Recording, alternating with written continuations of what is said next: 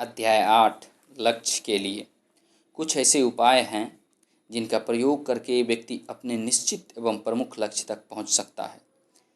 व्यक्ति जो विचार करता है, जो भी सोचता है, जो भी सौदा करता है, जो भी संबंध वह बनाता है, जो भी योजना बनाता है अथवा जो भी गलती करता है, वह उसके चुने हुए लक्ष्य तक पहुंचने की क्षमता पर अति महत्वपूर्ण प्रभाव डालती है। स्मरण रखिए, केवल एक निश्चित प्रमुख लक्ष्य ही चुनना काफ़ी नहीं है। भले ही उस पर पूरी गंभीरता से चिंतन किया गया हो और मस्तिष्क में उसे स्थान दिया गया हो, इतने भर से ही उस लक्ष्य तक पहुंचना तय नहीं होता। बड़े लक्ष्य तक पहुंचने के लिए निरंतर प्रयास करना होता है, जिसका सबसे महत्वपूर्ण भाग दूसरों के साथ लाभकारी संबंध बनाना है।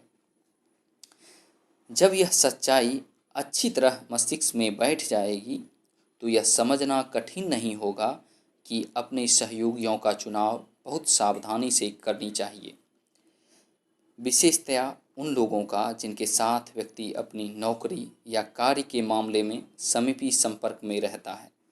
प्रमुख लक्ष्य तक पहुंचने वाले व्यक्ति को यह बात सदा स्मरण रखनी चाहिए। अपने चुने हुए व्यवसाय आदि में कर्मचारियों और उनके सहकर्मियों का संबंध जितना महत्वपूर्ण होता है, उतनी ही महत्वपूर्ण वैवाहिक संबंध या निकट की भागीदारी के अतिरिक्त कोई दूसरा संबंध नहीं होता। जिन लोगों के साथ व्यक्ति दिन व्यतीत करता है, उनका उस पर अच्छा प्रभाव पड़ता है। वह अपने पास के समूह के सबसे मुखर लोगों के विचार, मानसिक दृष्टिकोण, राजनीतिक व आर्थिक दृष्टिकोण तथा अन्य गुण सीख लेता है। यह एक सहज मानवीय प्रवृत्ति है। इस प्रवृत्ति की सबसे दुखद बात केवल यह है कि जो सहकर्मी सबसे मुखर होता है, वह प्रायः सबसे अच्छा चिंतक नहीं होता। प्रायः वह कोई आलोचक या शिकायती व्यक्ति होता है जो साथी कर्मचारियों को अपना दुखड़ा सुनाकर प्रसन्न होता है। इसके अतिरिक्त यह भी देखा जाता है कि सबसे मुखर व्यक्ति का कोई निश्चित प्रमुख लक्ष्य नहीं होता, इसीलिए वह अपना अधिकतर समय लक्ष्य वाले व्यक्ति को छोटा दिखाने की कोशिश में गंवाता है। जिन लोगों का चरित्र दृढ़ होता है, वे अच्छी तरह जानते हैं कि उनका लक्ष्य क्या है। मुख्य रूप से वे इतने बुद्धिजीवी होते हैं कि वे अपना मुंह प्रायः बंद ही रखते हैं। वे दूसरों को हतोत्साहित करने की कोशिश में अपना तनिक सा भी समय व्यर्थ नहीं गंवाते तथा अपने लक्ष्य की दिशा में बढ़ने में इतने व्यस्त रहते हैं कि उनके पास किसी ऐसे व्यक्ति या वस्तु में समय नष्ट करने की फुर्सत नहीं होती जो उनके लक्ष्य तक पहुंचने में किसी प्रकार का कोई योगदान न देता हो। यह बात निश्चित है कि सहकर्मियों के बीच ऐसा कोई न कोई व्यक्ति भी होगा जिसका प्रभाव और सहयोग लाभकारी हो सकता है। निश्चित प्रमुख लक्ष्य और तीक्ष्ण बुद्धि वाला व्यक्ति ऐसे लोगों के साथ मित्रता कर लेता है। यह मित्रता आपसी लाभ पर आधारित होती है। समझदार व्यक्ति इनके अतिरिक्त अन्य लोगों के साथ प्रगाढ़ संबंध बनाने से चतुराई से बचता है।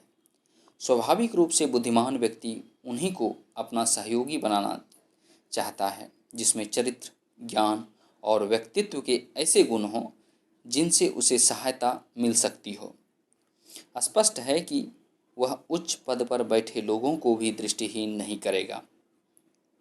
वह उस दिन की प्रतीक्षा करेगा जब वह इन उच्च पदस्थ लोगों की न केवल बराबरी कर सके बल्कि उनसे आगे निकल सके। प्रमुख लक्ष्य वाला व्यक्ति कभी अपने वरिष्ठ लोगों से ईर्ष्या नहीं करता। इसके बजाय वह उनसे कार्य को संपन्न करने के उपाय सीखता है एवं उनके ज्ञान का लाभ उठाता है। आप निश्चित रूप से इस बात को सत्य मान सकते हैं कि जो लोग अपने से ऊपर वाले लोगों की गलतियां ढूंढने में अपना समय लगाते हैं, वे कभी उन्नति नहीं कर पाते हैं। फौज में उन सैनिकों को ही सबसे महान माना जाता है जो अपने से वरिष्ठ लोगों का आदेश मानकर पूरी मुस्तैदी से उसे पूरा करते हैं। जो सैनिक ऐसा नहीं करते, नहीं कर सकते अथवा नहीं करना चाहते, उनकी उन्नति सदा बाधायुक्त ही होती है। वह सदा सैनिक ही बने रहते हैं यही नियम जीवन के दूसरे क्षेत्रों में भी लागू होता है। यदि कोई व्यक्ति सामंजस्य के भाव से अपने से ऊपर वाले व्यक्ति का अनुसरण नहीं करता है तो वह कभी उस व्यक्ति के साथ अपने संबंध से अधिक लाभ नहीं उठा पाएगा। ऐसे बहुत से लोग हो सकते हैं जो अपने बुरे व्यवहार या अपने से ऊपर तथा नीचे के लोगों में दोष खोजते हैं। अपनी इस आदत के कारण उन्हें प्रमोशन नहीं मिलता। ऐसे भी लोग हैं जिन्होंने अपने संपर्क में आने वाले हर व्यक्ति के अनुभव का व्यवहारिक लाभ उठाकर अपना प्रमोशन करवाया। इसमें कोई संदेह नहीं कि प्रमुख और निश्चित लक्ष्य वाला व्यक्ति अपने संपर्क में आने वाले हर व्यक्ति का सावधानीपूर्वक विश्लेषण करता है। वह हर व्यक्ति को उपयोगी ज्ञान या प्रभाव के संभावित स्रोत के रूप में देखेगा जिसका वह अपनी प्रगति के लिए लाभ उठा सकता है। अपने कार्य को ध्यानपूर्वक देखने पर बुद्धिमान व्यक्ति यह जान सकता है कि प्रतिदिन का परिश्रम वस्तुतः स्कूल की एक क्लास है जहाँ पर वह सबसे अच्छी शिक्षा ग्रहण कर सकता है। संभव है कि कुछ लोग यह जानना चाहे कि व्यक्ति इस प्रकार की शिक्षा का अधिकतम लाभ कैसे ले सकता है।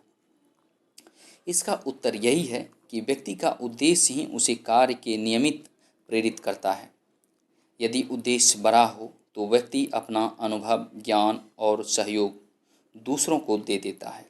उचित मानसिक दृष्टिकोण वाले लोग कार्यस्थल पर ही अधिक सीख पाते हैं। जो व्यक्ति विद्रोही विचार वाले, चिड़चिड़े, बदतमीज होते हैं या जो शिष्टाचार के छोटे छोटे नियमों का ध्यान नहीं रखते, वे लोगों से क्या किसी अच्छे ट्रेनिंग सेंटर में भी कुछ अधिक नहीं सीख पाते हैं। किसी व्यक्ति की शिक्षा कभी समाप्त नहीं होती। जिस व्यक्ति को अपने प्रमुख लक्ष्य पर पहुंचना होता है उसमें सदा सीखने की जिज्ञासा होता है, विशेषकर उन स्रोतों से जिनसे उसे अपने प्रमुख लक्ष्य से संबंधित विशेषज्ञ ज्ञान और अनुभव प्राप्त हो सकता है। पुस्तकालय को ज्ञान का भंडार माना जाता है जहाँ हर विषय पर बहुत सा ज्ञान सहज मिलता है। प्रमुख लक्ष्य पर पहुँचने वाला सफल व्यक्ति दृढ़ निश्चय के साथ अपने लक्ष्य से संबंधित पुस्तकों का अध्ययन करता है। इस तरह अपने से पहले सफल हुए लोगों के अनुभवों और विचारों से महत्वपूर्ण ज्ञान मिल जाता है। ज्ञान मस्तिष्क का सबसे उत्तम भोजन है। इस भोजन के बिना मानसिक विकास असंभव होता है। जो व्यक्ति इधर उधर के फेर में पड़ा रहता है, जासूसी उपन्यास या सेक्स की पत्रिकाएं पढ़ने में अपने बहुमूल्य समय को नष्ट करता है, वह कभी भी कोई बड़ी सफलता प्राप्त नहीं कर सकता। प्रायः उन लोगों के बारे में यह भी कहा जा सकता है कि जो नियमित रूप से ऐसी कोई सामग्री नहीं पढ़ते जिससे उन्हें अपने प्रमुख लक्ष्य को पाने में सहायता मिल सके। बिना योजना के पढ़ना आनंददायक तो हो सकता है लेकिन इससे कार्य के प्रति कोई सहायता नहीं मिलती। ऐसे क्लब जहां व्यावसायिक लोगों का अधिक जमावड़ा रहता है, शैक्षणिक लाभ के गठबंधन बनाए जा सकते हैं, बशर्ते कि क्लबों और उनके मेंबरों को निश्चित मानसिक लक्ष्य के साथ चुना जाए। ऐसा करके बहुत से लोग महत्वपूर्ण व्यावसायिक और सामाजिक संपर्क बनाने में सफल हुए हैं और जिनके माध्यम से उन्हें प्रमुख लक्ष्य तक पहुंचने में सहायता मिली है। जिन्हें मित्र बनाने की आदत नहीं होती या जिनका कोई मित्र नहीं होता, वे भी जीवन में पिछड़ जाते हैं। संपर्क एक अति महत्वपूर्ण शब्द है और इसका प्रयोग व्यक्ति अपना व्यक्तिगत संबंध बनाने में कर सकता है। यदि कोई व्यक्ति प्रत्येक दिन अपना व्यक्तिगत संपर्क या सूची बनाने की आदत डालता है तो उसे बहुत लाभ होगा। बहुत से लाभों को शब्दों में नहीं बांधा जा सकता। यदि आपने संपर्क का जाल अच्छी तरह फैलाया है तो उस जाल में फंसे आपके परिचित अथवा मित्र आवश्यकता के समय आपकी सहायता करने के इच्छुक ही नहीं बल्कि तैयार भी होंगे। मित्र सदा कम और अच्छे बनाइए। प्रत्येक व्यक्ति को अपने निकट के लोगों के साथ अच्छे एवं मधुर संबंध बनाने की आवश्यकता होती है। उनमें आपसी समझ होनी चाहिए, साथ ही विचारों का मित्रतापूर्ण आदान प्रदान होना चाहिए। यह आवश्यक नहीं कि इसके पीछे आर्थिक लाभ का लक्ष्य हो। जो व्यक्ति अपने आप में ही सिमट कर रहता है वह निश्चित ही अंतर्मुखी बन जाता है। जीवन के बारे में उसके विचार बहुत संकीर्ण बन जाते हैं तथा वह शीघ्र ही स्वार्थी हो जाता है और हर बात को वह लाभ के दृष्टिकोण से देखता है। कभी कभी राजनीति में सक्रिय रुचि लेने से भी लाभ उठाया जा सकता है। इसके द्वारा ऐसे लोगों के संपर्क और गठबंधन बनाए जा सकते हैं जिनके द्वारा आप अपने निश्चित प्रमुख लक्ष्य तक पहुंचने में सफल हो जाते हैं। अनेक व्यवसायों में उन्नति और नौकरी में प्रमोशन के लिए राजनीतिक प्रभाव बहुत महत्वपूर्ण भूमिका निभाते हैं। सक्रिय राजनीतिक संबंधों का व्यावसायिक लोग अपने हितों की रक्षा कर सकते हैं। हर बुद्धिमान व्यक्ति जानता है कि जीवन में अपना प्रमुख लक्ष्य पाने के लिए या उस तक पहुंचने के लिए यह आवश्यक है कि उसे बहुत से परिचित और मित्र की जरूरत हो। ऐसा व्यक्ति राजनीति से बहुत लाभ उठा सकता है। विचारों का उपयोगी आदान प्रदान व्यवहारिक उपयोग में लाया जा सकता है। इसके द्वारा व्यक्ति अपने मस्तिष्क और शक्ति के साथ साथ दूसरे के मस्तिष्कों का ज्ञान, अनुभव और मानसिक दृष्टिकोण की शक्ति का लाभ उठा सकता है। एक व्यक्ति ने इस विचार को बहुत अच्छी तरह से व्यक्त किया। उसने दूसरे व्यक्ति से कहा, यदि आप मुझे 1 रुपये का सिक्का दें और मैं भी आपको 1 रुपया का सिक्का दूं, तो हम दोनों के पास उतनी ही रकम होगी जितनी पहले थी। लेकिन यदि मैं आपके एक विचार के बदले में आपको एक विचार दूं, तो हम दोनों को ही अपने समय के निवेश पर 100% लाभ होगा। मानवीय संबंध का और कोई रूप उस संबंध जितना लाभकारी नहीं है जिसमें हम उपयोगी विचारों का आदान प्रदान करते हैं। यह विचित्र किंतु सत्य है कि व्यक्ति एक छोटे आदमी के मस्तिष्क से भी बहुत महत्वपूर्ण विचार प्राप्त कर सकता है। यह बात सदा स्मरण रखें कि हर सक्रिय मस्तिष्क प्रेरणा का संभावित स्रोत है, जिसे व्यक्ति जीवन में अपने प्रमुख लक्ष्य को पाने या अपनी समस्याओं को सुलझाने के लिए बहुमूल्य विचार प्राप्त कर सकता है। यह भी स्मरण रखने योग्य है कि व्यक्ति इस समय जहाँ है वहीं पर ऐसा अवसर मिल सकता है। दूर जाकर उसे खोजने की आवश्यकता नहीं है। कोई भी व्यक्ति इतना स्मार्ट नहीं होता है कि वह दूसरों के मित्रतापूर्ण सहयोग के बिना इस दुनिया पर अपना प्रभाव डाल सके। इस विचार को कभी न भूलें, क्योंकि सफलता के द्वार खोलने और व्यक्तिगत उपलब्धि के शिखर तक पहुंचने के लिए केवल एक विचार ही काफ़ी होता है।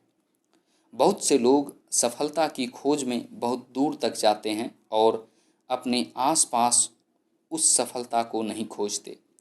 वे प्रायः जटिल योजनाओं के माध्यम से सफलता की खोज करते हैं, फिर भाग्य या चमत्कार के माध्यम से सफल होना चाहते हैं। वे विचारों और अवसरों के रूप में स्थित सोने की खान को अनदेखा कर देते हैं, जो उनके सहयोगियों के मस्तिष्कों के माध्यम से उनके लिए सहज सुलभ है। हर मस्तिष्क को दूसरे के मस्तिष्कों के मित्रता पूर्ण संपर्क की आवश्यकता होती है ताकि उसे विस्तार और विकास की नियमित पोषण मिल सके। जिस बुद्धिजीवी व्यक्ति के पास जीवन में कोई प्रमुख लक्ष्य होता है वह बहुत ही सावधानी से ऐसे मस्तिष्क चुनता है जिनके संपर्क में वह आएगा। ऐसा इसलिए है क्योंकि वह जानता है कि जिसके भी साथ रहेगा उसके सकारात्मक व्यक्तित्व का कुछ न कुछ अंश उसमें भी आएगा। उस व्यक्ति के सफल होने की संभावना अधिक नहीं है जो अपने से अधिक ज्ञानी लोगों के साथ रहने की आदत नहीं डालता। कोई भी व्यक्ति अपने वरिष्ठों के स्तर तक ऊपर उठ सकता है या अपने कनिष्ठों के स्तर तक नीचे गिर सकता है। यह केवल इस बात पर निर्भर करता है कि उसने कैसे सहयोगी चुने हैं। कॉल सेंटर में कार्यरत एक MBA युवक ने अपने एक विचार के बारे में बताया। वेतन के लिए कार्य करने वाले हर प्रोफेशनल पेशेवर को इसे पहचानना चाहिए तथा इसका सम्मान करना चाहिए। विचार यह है कि हर नौकरी अधिक ऊंचे पद की शिक्षा होती है और ऐसा होना ही चाहिए। हर पेशेवर व्यक्ति को दो महत्वपूर्ण पारिश्रमिक मिलते हैं। पहला पारिश्रमिक तो वेतन है और दूसरा है इस कार्य से प्राप्त अनुभव। अधिकतर मामलों में अनुभव वेतन से अधिक मूल्यवान होता है। अनुभव के रूप में व्यक्ति को जो अतिरिक्त या अप्रत्यक्ष इनकम मिलती है वह किसी सीमा तक उसके मानसिक दृष्टिकोण पर निर्भर करती है। यह इस बात पर निर्भर करती है कि वह अपने सहकर्मियों के साथ कैसे संबंध बनाता है, अपने वरिष्ठों के साथ भी और अपने कनिष्ठों के साथ भी। यदि उसका दृष्टिकोण सकारात्मक तथा सहयोगपूर्ण है और वह एक ही मार्ग पर आगे जाने की आदत डाल लेता है तो वह अवश्य तेजी से प्रगति करेगा। धन्यवाद।